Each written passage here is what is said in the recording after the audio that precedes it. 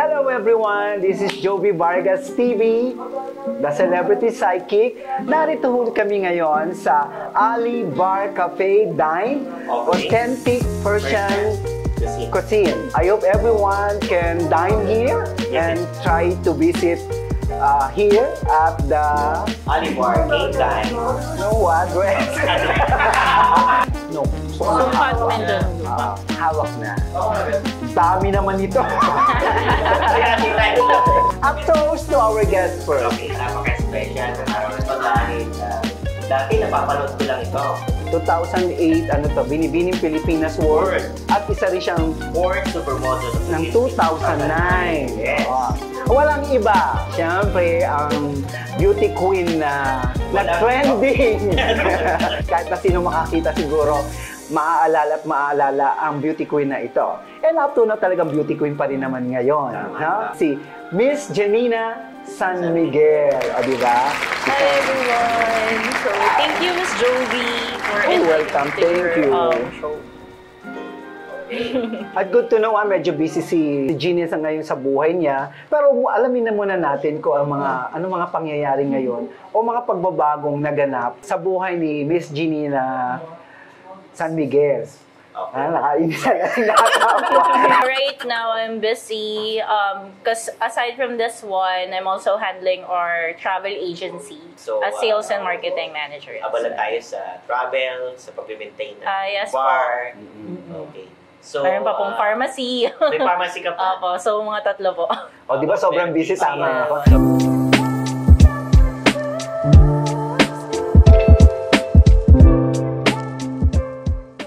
Before, bago ako magbinibini, simpleng tao lang ako. During elementary and high school, talagang competitive na ako. Class president ako, by the way, from first year to fourth year high school. Nag-UE ako as a mass communication student, major in broadcasting. Oh, pare-pareho tayo. Journalism naman ako, major in broadcasting. BS Journalism. Ito naman, BS Journalism. We're connected. Yun talaga yung first love ko, broadcasting. Even my manager here in Ali Bar Cafe, that's her course to broadcast communication. Kaya lang nagalit po yung tita ko doon. Kasi ang gusto niya for me, mag-nurse. Kasi talagang in demand yung nurse before, di ba? Matigas talaga yung ulo ko. Gusto ko talagang maging press. Gusto ko pa nga po sanang ituloy siya as law. Tita ko, hindi na siya nagpapadala ng tuition kasi ayaw niya yung course ko.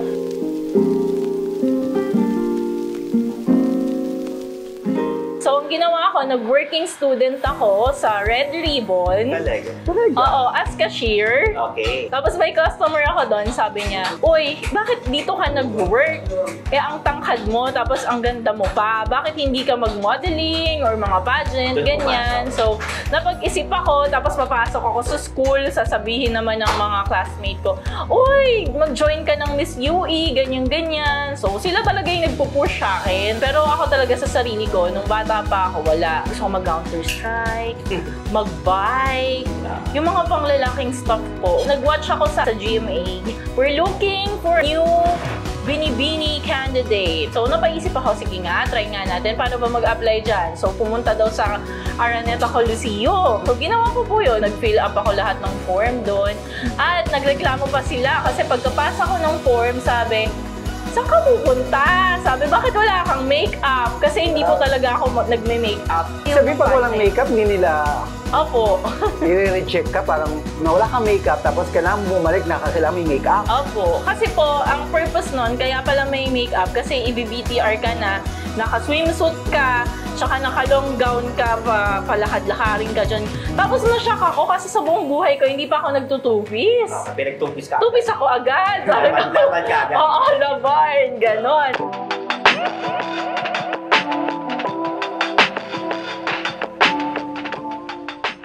Akala ko kasi joke-joke lang, hindi ako matatanggap naman. Kasi yung daddy ko kasi talaga, ayaw niya talaga akong pinagpapageant. Bakit? Siyempre. Ano kasi, conservative kasing family.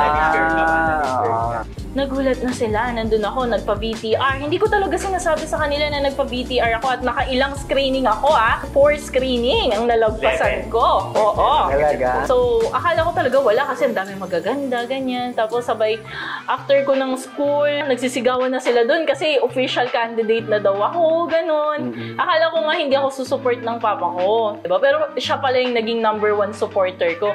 Kasi daw, national pageant na. Tapos, kalaban ko pa yung cousin ko, Oo, si #3, Tony Hipolito, cousin ko yon. So, mas lalong naging competitive si Papa. So, ayun, wala na, supportive naman sina family ko, tinawagan na yung tita ko sa States, nagpadala na ng mga makeup na MAC, mga ganun. Talaga? Kaya nagugulat talaga yung ibang candidates. Bagit siya, tapos bago siya.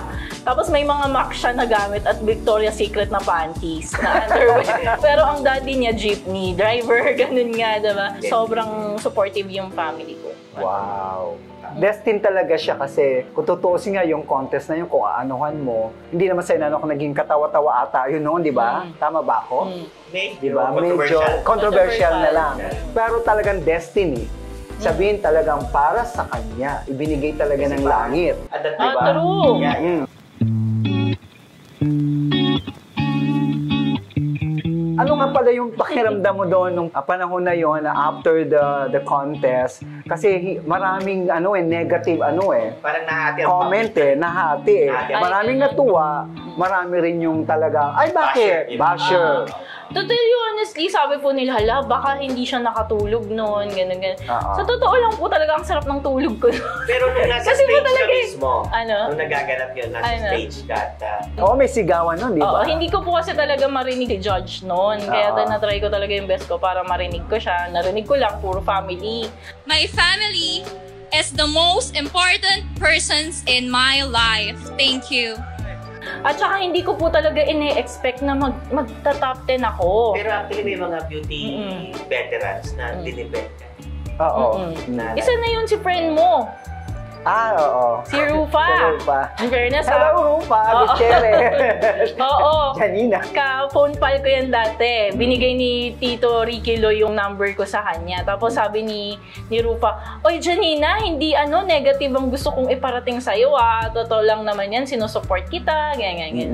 Mabait si Rufa. Mabait naman si Rufa Fairness, Gutierrez.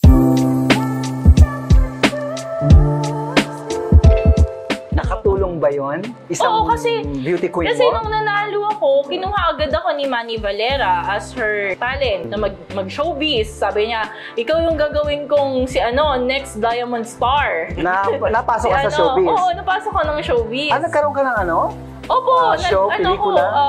celebrity duets. Kasi okay. nag-aaral ako during that time, so parang guesting lang ako. Sabi ko lang kay Tito Manny, gusto ko lang pong kumanta on national TV. Ayun, napagbigyan naman ako, naging part ako. Kumakanta ka? Sakto lang po. Opo, kaya lang po, hindi ako nagtuloy-tuloy sa showbiz kasi medyo maarte nga ang family. Kasi offeran ka ng mga pa-sexy, mag-ano ka sa FHM, sa Maxim, ganyan. Height ng FHM. Oo, makipag-kissing-sing ka sa kung sino-sino. Ganyan yung showbiz, di ba? So, ayaw ni family.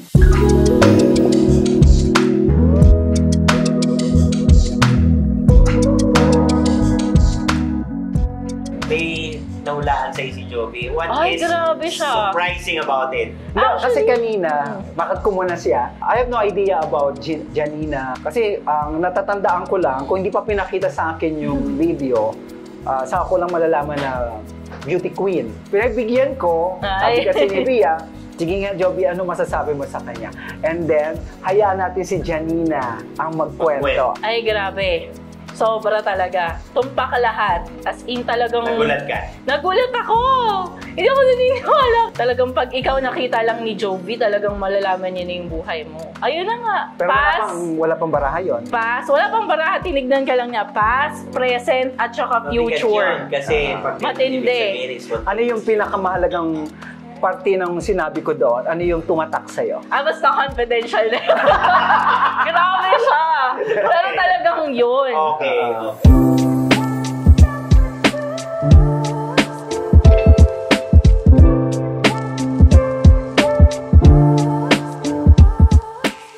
Balik tayo sa pagiging Binibini Universe World. World niya, no? Naalala ko kasi yung ibinalik mo yung corona mo bilang Binibining World Philippines? Hindi naman po ako nag-give up. Nag-resign. Pero nangihinayang ako doon, bakit mo nga binalik? Bakit mo Hindi nga nga, po oh, yung sige, resign? nagbalik. Kasi ang impression parang na-pressure ka sa public. Ay, hindi. Walang ka-pressure. Tama mo yun. No, I don't feel any pressure right now. Confident. All right. Wala naman kasi kung pakialam sa sasabihin ng ibang tao. Pero pagdating when it comes to family na, decision ng family, yun, follow na ako. So, Tinanggap mo yon na yung Hindi ka nahirapan. Di ba kasi ako nanalo? Hindi Bakit kasi- ko bibigay yung title ko? sobrang, I-give up ko yung title. ko talaga, masunurin po talaga kasi kong anak. So, Pero at least kung kahit naman binalik niya, title niya na yun eh. Oh, tsaka lahat Diba? po ng prize na sa akin po. Oo. So, nag-decide yung daddy ko, hindi ka nalalaban anak without me kasi may gera doon. Nahihirapan siyang kumuha ng visa. Sayang Pero kanina may narinig akong kwento mo eh. Yung about the kulto. Sumali ka ata sa isang kulto. Ay, hindi ako sumali sa isang Ay, kulto. ano ba yon?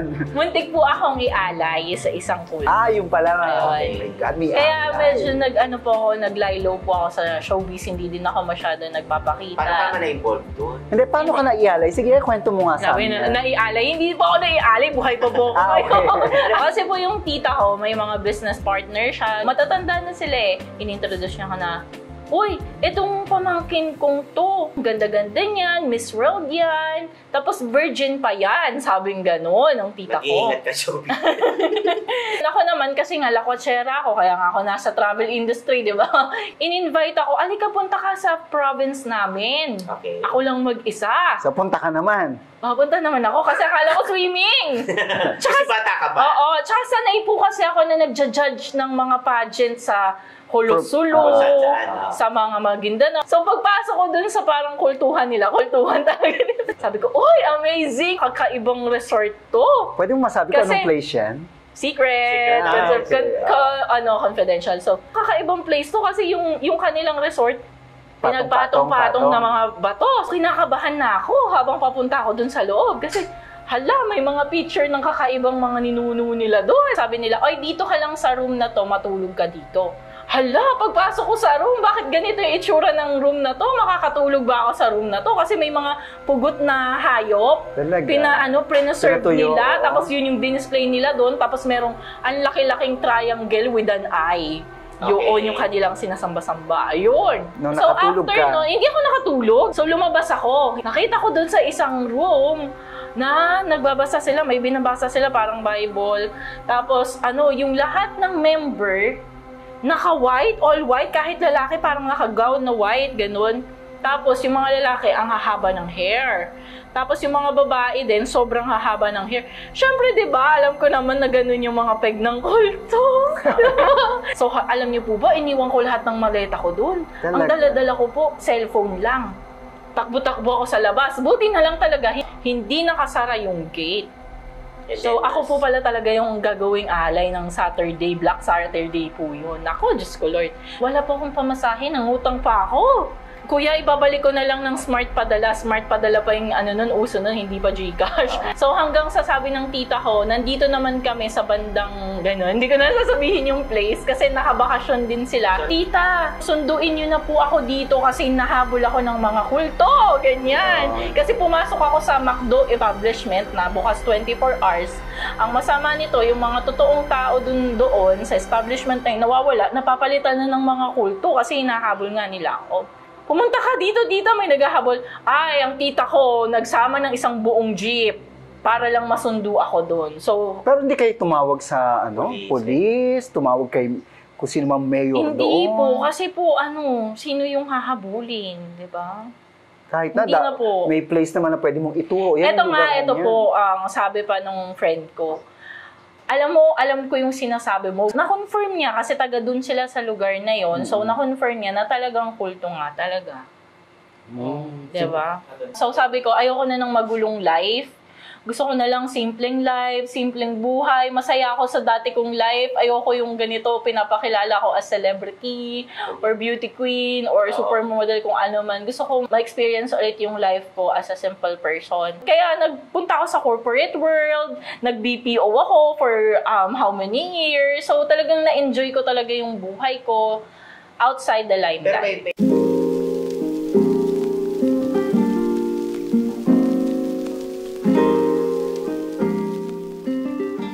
dito kasi, kung may bad, syempre for sure, may good yan. Okay. Doon na po nagpakilala sa akin si Lord kasi yung cousin ko, active siya sa church. Actually, halos buong family namin, mga born-again Christians po. Kaya nga super conservative, di ba? Sabi lang sa akin nung pinakatita ko na pastora, lahat ng mga agam-agam sa mga tinatanong mo sa buhay, bukas pagpunta mo ng church, masasagot nung preacher yan. So pagpunta ko ng church po na yon, talagang nangausap na sa akin si Lord. Hanggang sa nagtuloy-tuloy na. Hanggang sa nandito na po ako ngayon. Happy naman ako. Ayun. Pero kung babalikan natin ang parte ng buhay ni Janina, saan parte ng buhay ang pipiliin mo? Yun na nga yung actress ako, model, tsaka beauty queen. Kasi sobrang stable ng buhay ko noon. Parang lahat talaga nakukuha ko. Pero sabi ko naman, in God's perfect time, for sure, ibibigay din sa akin ni Lord yun. Basta continue lang ako sa pagsunod sa Kanya. Totoo naman. Ayun. Sige, beauty contest question. Kung mayroong dapat solusyonan ngayon sa ating mundo, Yun, maganda yan. World, ano sa tingin mo ang pinaka-importanting dapat bigyan ng solusyon at bakit? Ito yung pinaka-famous na answer ng lahat ng beauty queen, which is world peace. Wow. Nakikita mo na ngayon, 'di ba, sa mundo, lahat na ng bansa naggigera. Sa Israel, sa bayan ni Lord mismo. China versus Philippines, Israel versus Palestine. Nung during pageant ko, may war na, Ukraine versus Russia. Ano na lang yung lahat na lang tayo mag-forgive sa one another, let's help each other, be good to everyone, 'di ba? Ikaw, ano ang mako-contribute mo sa panahon ngayon na nangyayari sa ating bansa? I think inner peace. Inner That peace? peace, Ano yan? sinasabi ni Janina, magsimula sa atin. Ano ba yan? Yan yung panda? Magsimula. Ano ba yan? Kumupanda? Inner peace? Inner peace. At ikaw naman, Miss Joey Vargas. Well, for me kasi Ano is, naman makakontribute mo sa kapayapaan? actually, lahat naman ng tao naman talaga, buong mundo naman, ang ina-achieve naman talaga is peace. Magkaroon tayo ng titog natin. Fish. Fish. Isda sa dagat. Pes!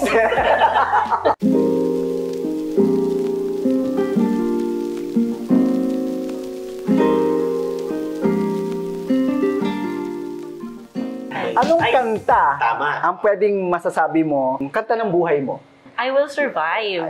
Okay. Diba? Pakantahin nyo. Chorus nga, chorus. At first I was afraid, I was petrified. Kept thinking I could never live without you by my side. Alam mo, kasi pinulaan mo ako. Kaya ganun yung kanta ko, joke.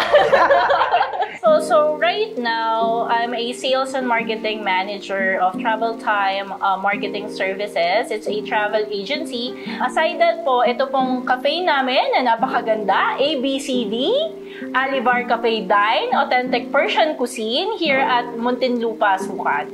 So visit niyo po yung restaurant namin because it's new with delicious and amazing food. Thank you kay Miss Pia Borromeo. Siyempre, thank you rin kay Ali sa paggamit namin dito sa kanilang bar. Please, subukan yung duwayo dito. Puntahan niyo, subukan niyo lang. Masarap po ang kanilang food. Yes, very and authentic, good ha? ambience, di ba po? Ang ganda ng ambience. Very actually, cozy. oo. Bagay na bagay sa mga magagandang tao. Kagaya namin. Hanggang sa muli, no? Don't forget to like, Share and follow. share and follow Dito sa dito sa Jovi Vargas TV!